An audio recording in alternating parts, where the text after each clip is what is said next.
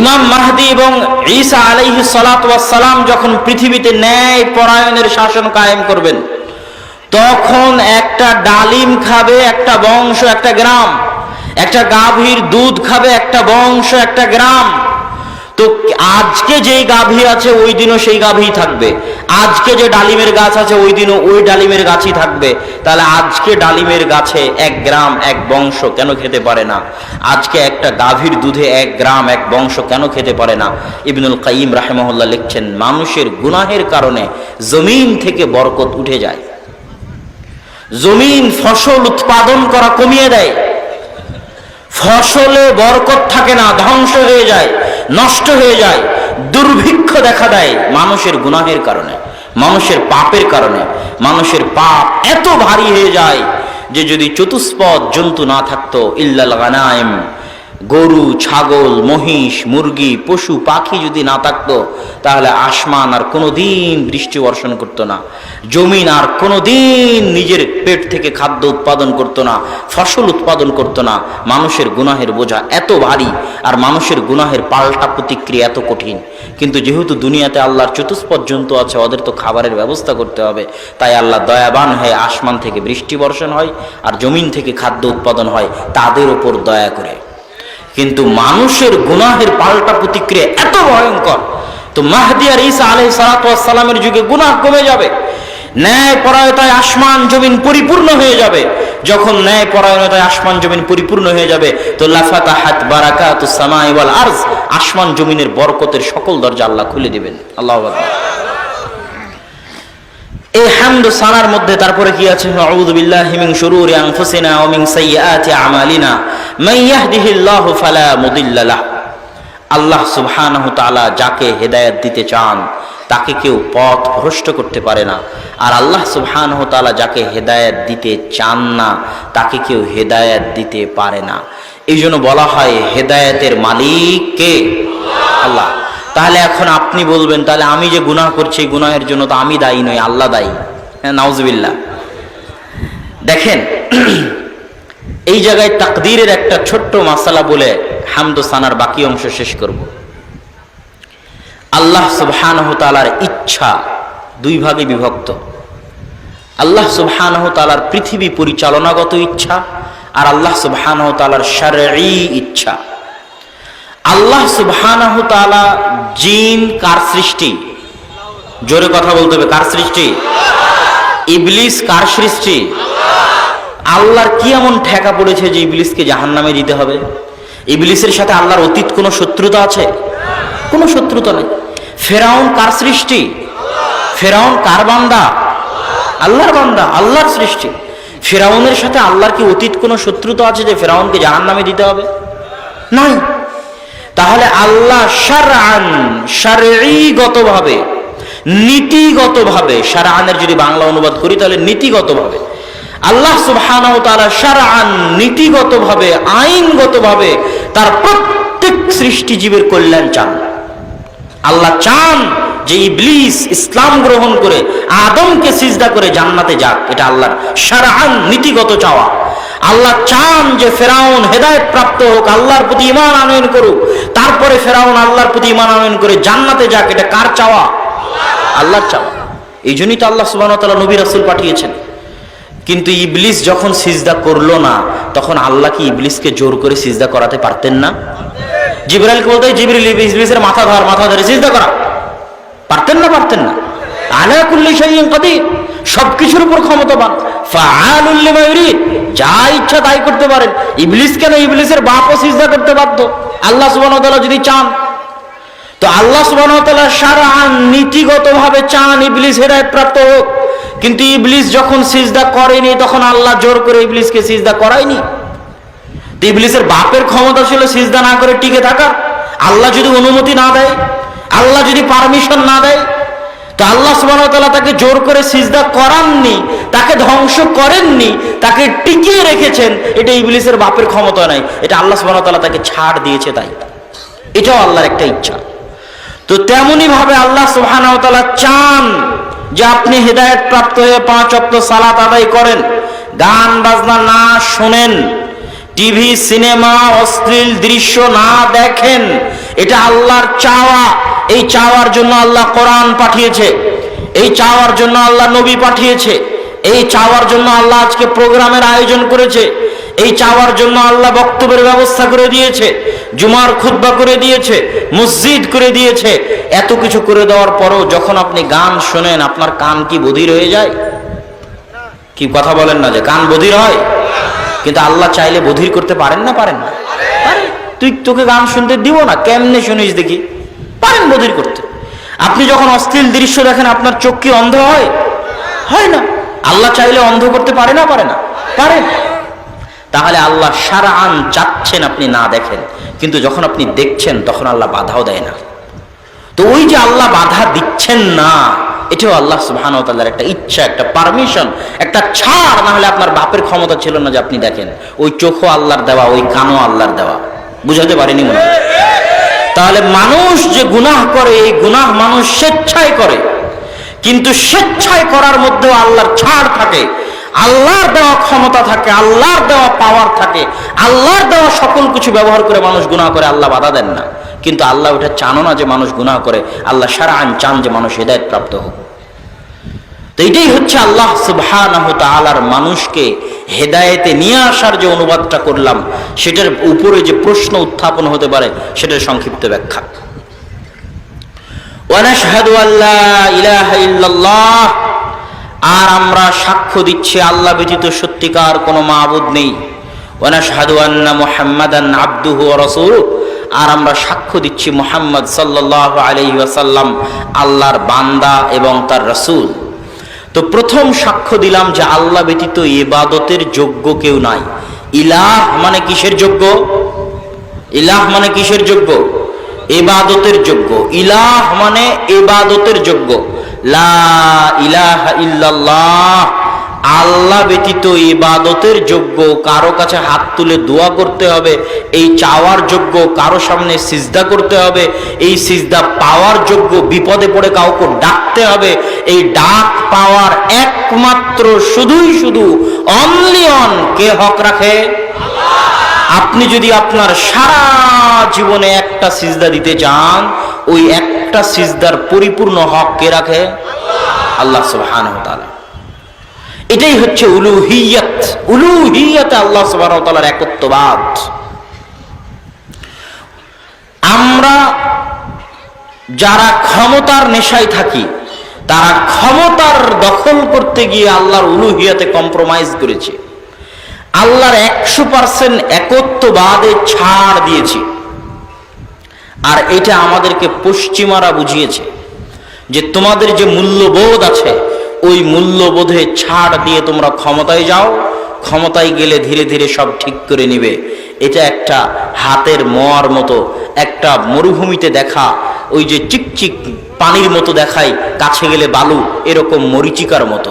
বরং আল্লাহর উলুহিয়তে সরিষা সমপরিমাণ ছাড় না দিয়ে পুরো জীবন অতিক্রম করে দেওয়া একজন মুসলমানের সফলতা।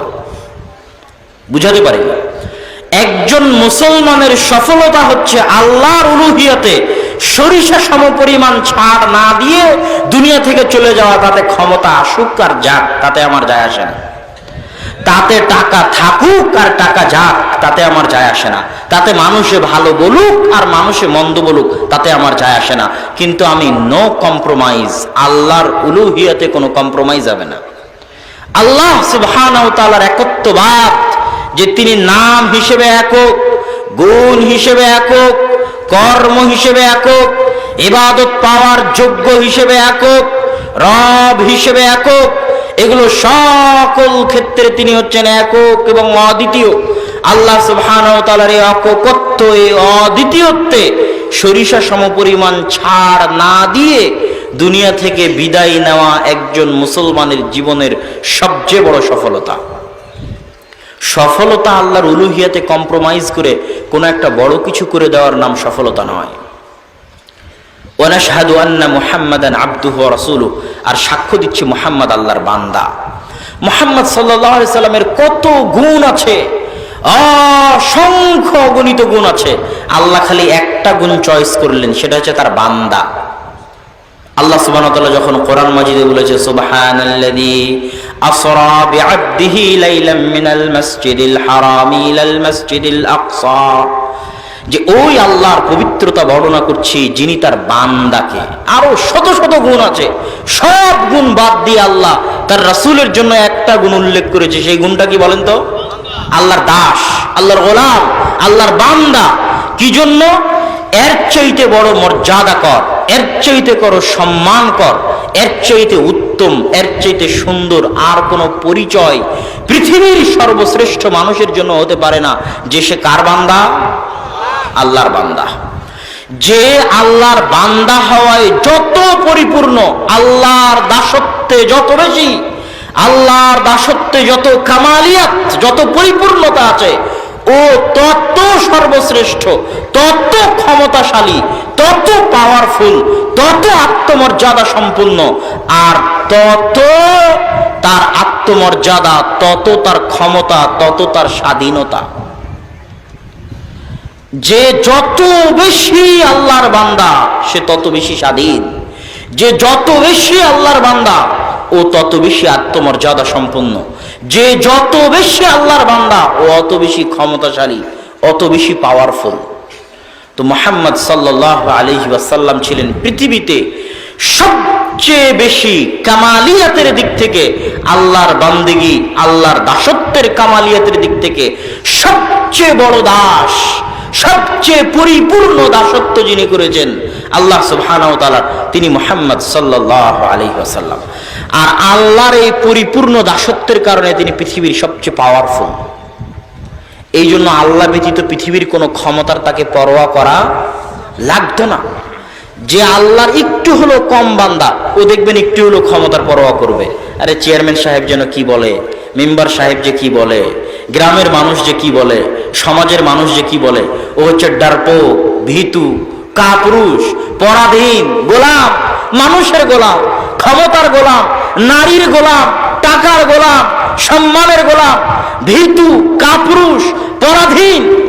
আর যে 100তে 100 আল্লাহর বান্দা, ওর কি পরোয়া করার প্রয়োজন আছে? কারো টাকার পরোয়া করার প্রয়োজন আছে? কারো ক্ষমতার পরোয়া করার প্রয়োজন আছে? নাই। ও হচ্ছে পারমাণবিক বোমের চেয়ে শক্তিশালী এবং পাওয়ারফুল। যেমন ইব্রাহিম আলাইহিস সালাতু ওয়াস সালাম ছিলেন একাই উম্মাতুন ওয়াহিদা, একা একটা কওমের সমান, একা একটা উম্মতের সমান, একা একটা জাতির সমান। কিসের ভিত্তিতে? আল্লাহর দাসত্বে, আল্লাহর বান্দিগিতে, পরিপূর্ণতার ভিত্তিতে। তাহলে ওয়ানাশহাদু আন্না মুহাম্মাদান আবদুহু ওয়া রাসূলুহু, আর আমরা সাক্ষ্য দিচ্ছি মুহাম্মদ সাল্লাল্লাহু আলাইহি ওয়াসাল্লাম আল্লাহর বান্দা এবং তার রাসূল। এই ছিল আজকে আমাদের বক্তব্যে। আরো হাজারো বক্তব্যে যে হামদ এবং সানা পাঠ করা হয়, সেই হামদ এবং সানার অতি সংক্ষিপ্ত ব্যাখ্যা। এই হামদ এবং সানার উপরেই যদি বক্তব্য দেওয়া হয় তো 2 ঘন্টা পার হয়ে যাবে। অন্য অনেক বক্তব্যের চাইতে অনেক ভালো এবং সুন্দর, মানুষের জন্য শিক্ষণীয় হবে। কেন ওই কথাটুকু তো আল্লাহ রাসূল আরবিতে বলতেন, মানুষের শিখার জন্যই তো, নাকি না? না শিখার জন্য বলতেন? এমনি একটা জিকির পাঠ করে চলে গেলাম এরকম কিছু নাকি? এরকম কিছু নয়। তারা আরবেরা আরবি বুঝতো, তাদের শিখার জন্যই বলতেন। আলহামদুলিল্লাহি ওয়াহদা ওয়াসসালাতু ওয়াসসালামু আলা মান লা নাবিয়্যা বা'দা নাহমাদুহু ওয়া নাস্তাঈনুহু ওয়া নাস্তাগফিরুহু ওয়া নাউযু বিল্লাহি মিন শুরুরি আনফুসিনা ওয়া মিন সাইয়্যাতি আ'মালিনা মান ইয়াহদিহিল্লাহু ফালা মুদিল্লা লাহু ওয়া মান ইউদ্লিলহু ফালা হাদিয়া লাহু আশহাদু আল লা ইলাহা ইল্লাল্লাহু ওয়াহদাহু লা শারীকা লাহু ওয়া আশহাদু আন্না মুহাম্মাদান আবদুহু ওয়া রাসূলুহু। এটা হচ্ছে পৃথিবীর সর্বশ্রেষ্ঠ বক্তব্য, পৃথিবীর সর্বশ্রেষ্ঠ বক্তব্য। এই বক্তব্য শুনে কবিরাজে ইসলাম গ্রহণ করেছে, অন্য কোনো বক্তব্য দেওয়া লাগেনি। এই বক্তব্যটুকু শুনে ইসলাম গ্রহণ করেছে। আল্লাহু আকবার। তাহলে অবশ্যই এই বক্তব্যের মধ্যে এমন কিছু আছে যেটা মানুষের বুঝার, যেটা মানুষের জানার, যেটা মানুষের অর্জন করার। সম্মানিত উপস্থিতি, আজকে আপনাদের সামনে আমার আলোচনার বক্তব্যের সংক্ষিপ্ত বিষয়বস্তু শয়তানের ষড়যন্ত্রে মানুষ, শয়তানের দাসত্বে মানুষ। এই পৃথিবী সৃষ্টির আল্লাহ সুবহানাহু ওয়া তাআলার যে রহস্য আছে, এই রহস্যের 2টা জিনিস, 2টা সৃষ্টি যদি আমরা ভেদ না করতে পারি তাহলে আমরা হেদায়েত প্রাপ্ত হব না। একটা হচ্ছে মালাইকা ফেরেশতা, আর একটা হচ্ছে শয়তান, জিন শয়তান। এই 2টা সম্পর্কে যদি আমরা না জানি তো আমাদের হেদায়েতের রাস্তা খুঁজে পাওয়া কঠিন আছে। আমি উদাহরণ দিয়ে বুঝার জন্য বলি, হাজারো যুবক আছে যারা মোবাইলে গেম খেলে, এরা হচ্ছে গেমের গোলাম। কিসের গোলাম? গেমের গোলাম। কেউ আছে ফেসবুকের গোলাম, আছে না নাই? ঘুমাতে ঘুমাতে ফেসবুক চালিয়েছে, ঘুম থেকে উঠেও আবার মোবাইল হাতে নিয়েছে, এরা মোবাইলের গোলাম। কি জন্য? মানুষ একটা দিনে আল্লাহ সুবহানাহু ওয়া তাআলাকে যতবার স্মরণ করে তার চেয়ে বেশি, হাজারবার বেশি স্মরণ করে মোবাইলকে। তাহলে কিসের গোলাম হলো? মোবাইলের গোলাম হলো। তো ওই গোলামের মধ্যে আমরা সবাই পড়ে গেছি, আল্লাহুল মুস্তাআন। তো এরকম যারা মোবাইলে গেম খেলে এরা জানে যে যদি ভিলেন না থাকে, যাকে মারবে, যে শত্রুকে মারবে, তাহলে ওই গেম খেলে মজা নাই। ভিলেন ছাড়া কোনোদিন কোনো গেম জমে না, ভালো হয় না। তো আল্লাহ সুবহানাহু ওয়া তাআলা এই পৃথিবী যখন সৃষ্টি করেন, তো মানুষকে যে সৃষ্টি করলেন, মানুষকে যে জান্নাতে দিবেন, জাহান্নামে দিবেন, ভিলেনকে তো আল্লাহ ভিলেন বানালেন শয়তানকে। মানুষকে সহযোগিতা করবে কে? রাস্তা দেখাবে কে? তো হিরো বানালেন নবী রাসূলকে, পবিত্র কোরআনকে, আর নবী রাসূলের কথা এবং বাণীকে। তো মানুষ যদি শয়তান ভিলেন, তার জীবনের সবচেয়ে বড় দুশ্মন, সবচেয়ে বড় শত্রু শয়তান সম্পর্কে না জানে, মানুষ হেদায়েতের রাস্তা খুঁজে পাবে না। পবিত্র কোরআন খুলবেন, সবচেয়ে বড় শত্রু কাকে বলা আছে কোরআনে? ইন্নাশ শাইতানা লাকুম আদুউম মুবিন। নিশ্চয় শয়তান তোমাদের প্রকাশ্য শত্রু, ভয়ঙ্কর শত্রু, ভয়াবহ শত্রু। আমরা যখন বক্তব্য দিতে উঠি তখন রক্ত গরম হয়ে গেলে আমাদের সবচেয়ে বড় শত্রু আমেরিকা, আমাদের সবচেয়ে বড় শত্রু ইসরায়েল, আমাদের সবচেয়ে বড় শত্রু ভারত, আমাদের সবচেয়ে বড় শত্রু অমুক। এই যে রক্ত গরম হয়ে যখন বক্তব্য শুরু হয়ে গেল, তা আমেরিকা ইসরায়েলের সাথে কবে যে দেখা হবে আর কবে যে যুদ্ধ হবে আপনি জানেন? জানেন? ওরকম হাজারো প্রজন্ম দুনিয়া থেকে চলে গেছে, আমেরিকা ইসরায়েলের সাথে যুদ্ধই হয়নি। গেছে না? গেছে না? কিন্তু সকাল থেকে সন্ধ্যা পর্যন্ত আপনার সাথে যে একটা শত্রু আছে 24 ঘন্টা, ওর নাম কি? জোরে বলেন, ওর নাম কি? শয়তান। তো ওকে যদি আপনি না চেনেন তাহলে আপনি হেদায়েতের রাস্তা খুঁজে পাবেন কেমনে? পাবেন না। শয়তানের ষড়যন্ত্র অনেক ভয়ঙ্কর, অনেক ভয়ঙ্কর। ফেরেশতাকে চিনতে হবে, শয়তানকে চিনতে হবে। ফেরেশতাকে চিনতে হবে, শয়তানকে চিনতে হবে। আসেন আমরা একটু শয়তানকে চিনি। পবিত্র কোরআন পরিপূর্ণ হয়ে আছে শয়তান দিয়ে, আর হাদিস পরিপূর্ণ হয়ে আছে শয়তান দিয়ে। আমরা যখন কোরআন পড়াই শুরু করি তখন কি বলি? আউযু বিল্লাহি মিনাশ শাইতানির রাজীম। বিতাড়িত শয়তান থেকে পরিত্রাণ চাচ্ছে। আচ্ছা, শয়তান যদি নাই থাকবে, শয়তান যদি কাল্পনিক কিছু হবে, তাহলে কোরআনের মতো একটা পবিত্র গ্রন্থ পড়তে সারা জীবনে হাজারবার লাখবার খালি শয়তান থেকে পরিত্রাণ চাই, শয়তান থেকে পরিত্রাণ চাই, শয়তান থেকে পরিত্রাণ চাই, এটা কি পাগল ধর্ম নাকি? আপনি কি মনে করেন? যদি শয়তানের অস্তিত্ব নাই থাকবে তাহলে এটা কি পাগল ধর্ম নাকি যে রাত দিন খালি এটাই পড়াচ্ছে? কি বলো? আউযু বিল্লাহি মিনাশ শাইতানির রাজীম। বিতাড়িত শয়তান থেকে পরিত্রাণ চাই।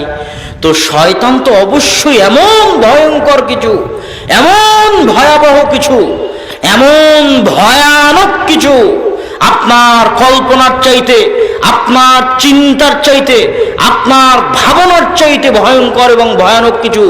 এত ভয়ানক, এত ভয়ঙ্কর যে 24 ঘন্টা আপনাকে পড়তে হচ্ছে আউযু বিল্লাহি মিনাশ শাইতানির রাজীম। না কি বলেন? আপনি কি মনে করেন? যদি এত ভয়ঙ্কর না হয় এত গুরুত্ব দিয়ে বলার কি দরকার? এত গুরুত্ব দিয়ে বলার প্রয়োজন নাই তো। কোরআনে সব জায়গায় আল্লাহ সুবহানাহু ওয়া তাআলা বলছে তোমাদের সবচেয়ে বড় শত্রু শয়তান, তোমাদের মহা শত্রু শয়তান, তোমাদের ভয়ঙ্কর শত্রু শয়তান। কেন শয়তান ভয়ঙ্কর শত্রু? আল্লাহ পবিত্র কোরআনে শয়তানের কিছু ওয়াদা উল্লেখ করেছে, শয়তানের শপথ। ওয়ালা উযিল্লান্নাহুম ওয়ালা উমান্নিয়ান্নাহুম ওয়ালা আমুরান্নাহুম, কোরআনের আয়াত।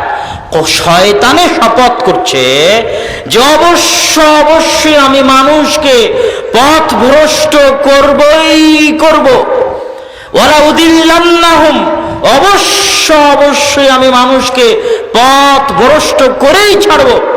ওয়ালা আকুদান্নাহুম সিরাতাকাল মুস্তাকিম, মানুষ সিরাতে মুস্তাকিমে যেন চলতে না পারে এই জন্য সিরাতে মুস্তাকিমে চলার ক্ষেত্রে মানুষের রাস্তায় আমি শয়তান বাধা দিব তার ডান দিক থেকে, আমি শয়তান বাধা দিব তার বাম দিক থেকে, আমি শয়তান বাধা দিব তার সামনে থেকে, আমি শয়তান বাধা দিব তার পিছন থেকে। এগুলো কোরআনের আয়াতে আল্লাহ বর্ণনা করতেছেন। কার শপথ? জোরে বলেন, কার শপথ? শয়তানের শপথ। তো শয়তান যদি কাল্পনিক কিছু হয়, আর মানুষ যতই আপনি বলেন আমি শয়তানে বিশ্বাস করি, কেউ শয়তানে বিশ্বাস করে না। যতই বলেন